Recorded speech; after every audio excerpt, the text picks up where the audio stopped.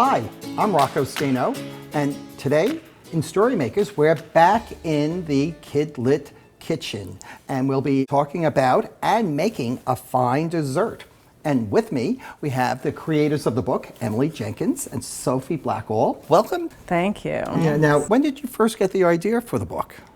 I got the idea for this book a very long time ago, and the book is about the oldest dessert in Western culture, a fruit fool, which is basically fruit and sugar and whipped cream, has been made for over 300 years. So I had the idea to show a parent and child making a dessert together and eating it in 4 different centuries. So, Sophie, we have some of your illustrations here. Right. In each of the 4 centuries, the mother and daughter in the first 3 centuries, and in 2010, the father and son make the dessert, and then they serve it to their family or friends. It's a lovely way of showing how things have changed over the 4 centuries and how things also stay the same. So this is 1710 in Lyme, England. The mother and daughter are serving the dessert to the father and sons. Kids always like the way that the babies look different century to century. The baby clothes are different, the way the baby sits at the table is different. That's one of the lovely details that Sophie put in that's not in the text. This scene is in 1810 in a plantation in South Carolina. Here, this is a particularly rich part of the story, I feel, because it's the mother and daughter are slaves, and they've spent the day picking blackberries and making the fine dessert, and then they serve the dessert to their masters. So there's a lot packed into this image, which we hope kids will look at and question, and that it will inspire all sorts of conversations. The next scene is in 1910, and things have changed again. They're a little more modern. Still, there are sort of fun interactions, as always happens at families when they're sharing dessert.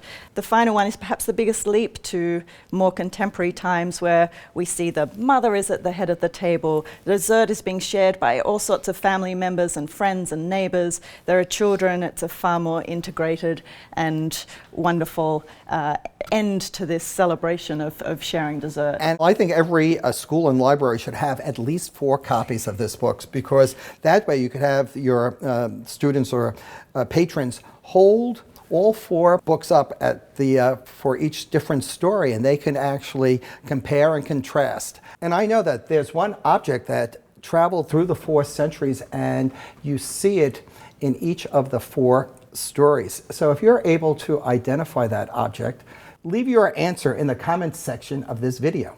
Well, let's make it.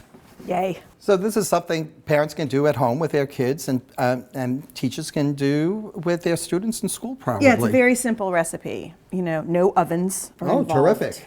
There are essentially only 3 ingredients: blackberries, sugar, and whipped cream. You can add vanilla if you want. All right, so assuming we've been out in the lanes picking our blackberries, or have bought them from the grocery store, let's squish them.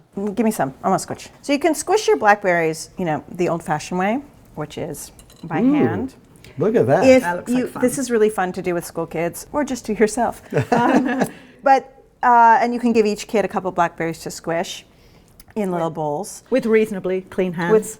Or you can use a fork. And what you want to do is get the seeds out of your blackberries. So you always are going to have to sieve them after the squishing. Ooh. So there's a double process, and what you're going to get is this nice blackberry juice. Now, in the book, everybody's hands turn purple with the juice, and that's why I wanted to do it this way. But you know, you are allowed to use utensils. Would you like some more in there? Yeah. Well, I don't know. I don't know if I can really squish it with this. Yeah, I can juice in it. Well, you know, we're in the 21st century, and I have a better way to do it. I'm going to use the KidLit blender. I'll be right back. Yeah, you can use a blender or a food processor. Well, I am back with this bowl for you to use. I'm gonna put my blackberry goop in there. Goopy All right, goop. you can have that. Yes. That's for you, Rocco. Okay, great, thank you. And I have a blackberry, but this blackberry doesn't have any juice, but I have some blackberry juice here. Right. Now I guess I pour it Really what you have right now is blackberry puree. And we're gonna make it into a juice by taking out all of that roughage and seeds and junk. So we're gonna strain it. Here we go. Put that down here, and I pour it in here. Yeah.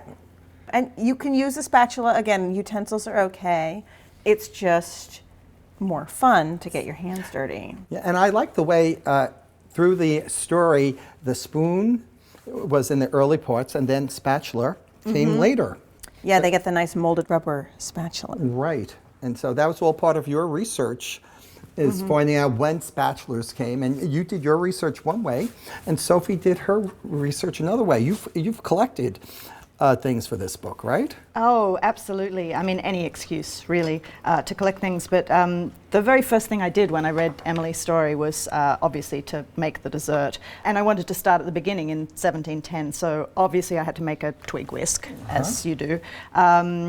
Exactly, from lilac twigs. So I whisked the cream. In the book, the mother takes 15 minutes to whisk the cream with a twig whisk, and it did take about 15 minutes. I timed it, and my arm did get reasonably tired. And then I made the dessert again and ate it and shared it and kept making the dessert and actually fell madly in love with the dessert because it is delicious. But I also picked blackberries, and I went to England to look at thatched farmhouses in Lyme and picked blackberries in the lanes there, and I had to find out what time of year blackberries were in season so I could decide how to dress the characters. And of course this is all pre-photography. So again, in 1810, I was relying on illustrations and written descriptions.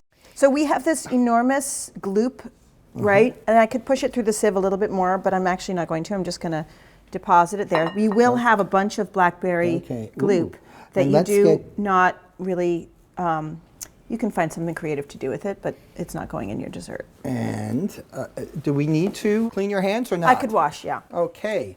So once your hands are clean, you basically just want to add some sugar. How much sugar? Well, quarter cup in this case. You're going to add some sugar to the cream later. Speaking of blackberry goop, Sophie, you've done the things with blackberry. I love blackberry goop.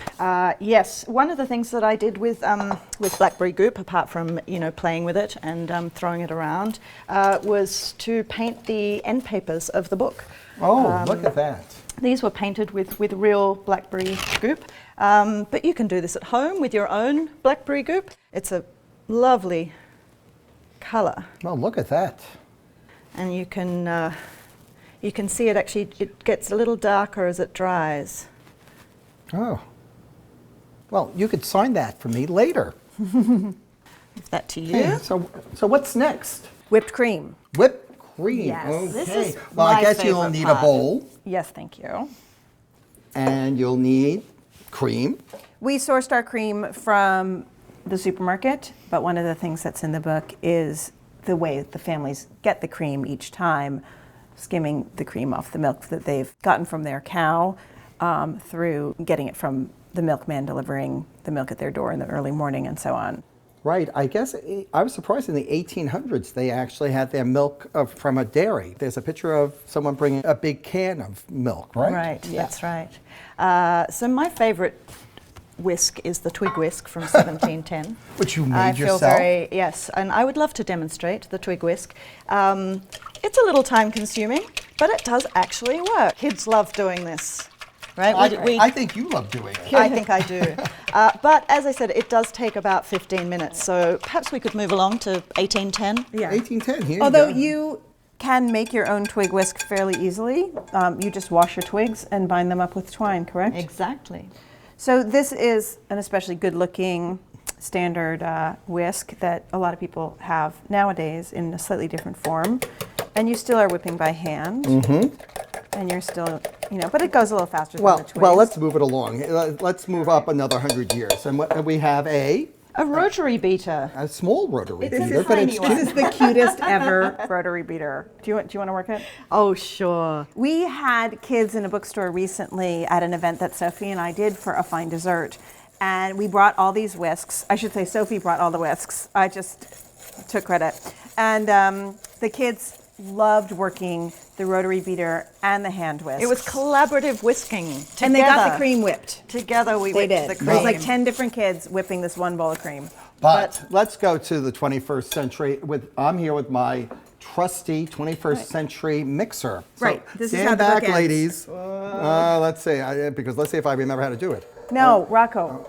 It has to go fast. Oh, fast. Yes. Here we go. Look, You always whip cream on top speed. Top speed. Yes. Yes. Whoa. Oh, stand back, stand back. And I actually cook at home, believe it or not. I know it's hard to believe.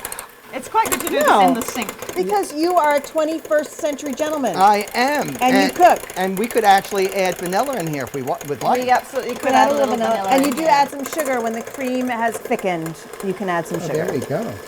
Look at that. On your I'm KidLit. stepping back. I'm waiting for those peaks. All right, are you okay? Pause for a second. We're gonna add some sugar. So in the book, there's a recipe for Blackberry Fool, which suggests a quarter cup of sugar. Some children will want more sugar. So you can kind of do it to taste. All right, Back. whip some more. Oh my. Hi. And faster. Here we go. Hi. Nearly there. Here we go. That's it. That's it. Okay. Really? Okay. No. Yes, no, it's getting too much. Okay. Okay. We don't want to over whip it. Well, I know they lick the bowl in the book, but these beaters look good too. Yeah, well, one thing that's good to do if you are cooking with a school group is to have a lot of plastic spoons so that everyone can taste the blackberry juice with the sugar and without the sugar. They can taste the cream with and without. You know, you get a few extra ingredients, and then everyone can have a tasting journey. So what's next? Next is putting the blackberry into the cream. Do I put it all around? You can put it all around. Okay, here we go. This part's like painting. This is really fun. I'm gonna help you along Get the it way all. there. Took us a lot of effort to make this. There we go. Yes. One thing that I recommend is not over folding, because then your fool will just be pink or purple, depending on what's going on with your berries. It's nicer actually if it's beautifully streaky. That's a real artist folding that in. Something like that, you reckon? Yeah, that's good looking, Sophie. And then you have to lick the spatula. Are we good? Are we out? Oh, there you go. And now I'm going to go and chill this for 3 hours before we taste it. Oh, okay. So I actually have one I brought from home Oh, in an and it's 1810 beautiful. bowl. 1810 bowl. Beautiful. Yes. And so is it ready now? It's ready. We so- can absolutely get into it. And we actually have some cream splattered copies of a fine dessert that you'll be autographing for our viewers. And if you're and if you're interested in receiving a autographed copy, go to the KidLit TV website and tell us your favorite family recipe, and you'll be entered into a contest. So we just want to hear all your family recipe stories. Oh, Thank you. Thank you. and let's dig As in. in, every time is dessert. Yeah.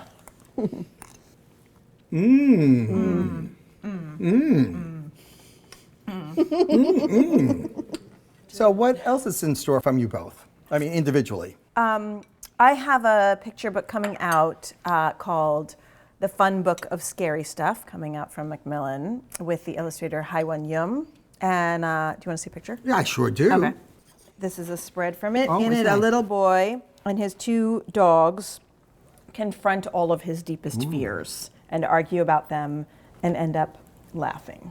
And this is out in August August. 2015. Oh, well, can't wait. Sophie. I have a book coming out in October called Finding Winnie, which is the true story of the Canadian black bear cub found by a soldier in World War I who went on to become the inspiration for Winnie the Pooh. Ah, who knew? So, written by the great-granddaughter of the vet. Oh, really? Yeah. Oh, that's It's an terrific. absolutely lovely, lovely story. And he said October, and who's the publisher? Little Brown. Little Brown. Terrific. And I know that at the end of each of the 4 stories, everyone licks the bowl. So Well, it's the best let's part. do It's it. the best part. Yes. You got to lick the ball. Remember, until next time, give a kid a book in any format.